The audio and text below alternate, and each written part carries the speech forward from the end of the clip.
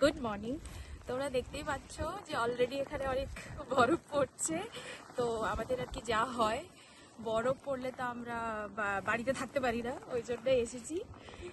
তো তোমাদেরকেও দেখাতে চাইছি, একটুখানি দেখো চারিদিকটা, পুরো দিকটা সাদা হয়ে আছে। এখন সারাদিনই শুনছি বরফ পড়বে, তো জানি না আমরা আবার আসবো কালকে। এখন কিছু ফটোও তুলে নেবো।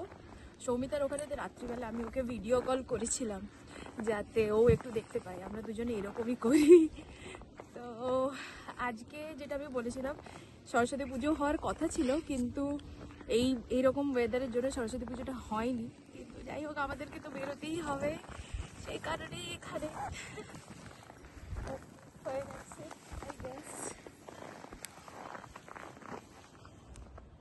Everyone, so this is Soumita. হ্যাঁ, আজকে ও সকালবেলা শুরু করেছে, ওর ওখানে প্রচন্ড স্নো পড়ছে। কালকে অ্যাকচুয়ালি আমাকে 3টের সময় ফোন করে উঠিয়েছে, জাস্ট স্নো দেখানো হচ্ছে। তো আমার তো এখানে স্নো নয়, অফকোর্স আমার এখানে গরম, মারাত্মক গরম। বাট এখানে একটা জিনিস হচ্ছে, সেটা হলো চাইনিজ নিউ ইয়ার। তো কালকেও যেরকম একটা জায়গায় গেছিলাম, আজকেও আরেকটা মলে এসেছি, প্যাভিলিয়ন। এটা ফুল ভিডিও আমি অফকোর্স আমার ব্লগে দেবো, বাট একটা স্নিক পিক সেটা হলো যেহেতু হর্সের ইয়ার আসছে। Hello, this is Soumita again. তো মহুয়া মনে হয় ঘুম থেকে ওঠেনি এখনো, ওখানে স্নো করছে, এখনো সকাল হয়নি। আমরা হয়ে গেছে, মেবি ওর ওখানে এখনো 7টা বাজে সকাল। ও ঘুমে, অফকোর্স আমি ভালো বন্ধু, তার জন্য ওকে ডাকবো না। তো KFC-তে এখন ডিনার, মেবি রাত্রিবেলা একটু হয়তো কথাবার্তা হবে।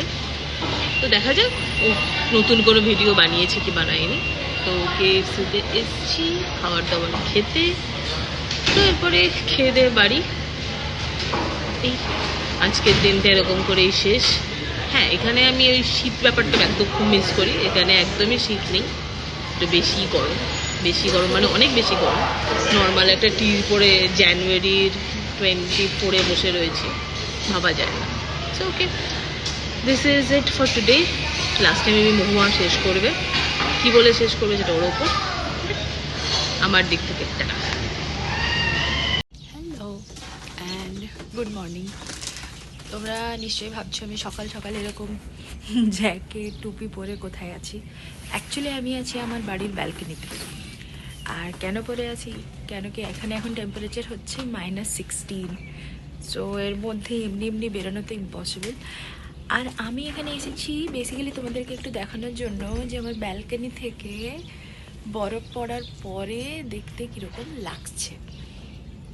দেখতে পাচ্ছ চারিদিকটা কীরকমভাবে সাদা হয়ে আছে। মানে আমার এটা খুব ভালো লাগে, লাইক বরফ পড়ার পরের দিনে যখন রোদ ওঠে, বরফ পড়ার সময় তো রোদ থাকে না, তো শনিবার দিনে এখানে সারাদিন বরফ পড়েছে।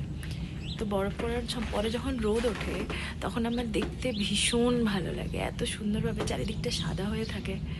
তো আমি ভাবলাম তোমাদের সাথেও একটু সেই জিনিসটা শেয়ার করি। তো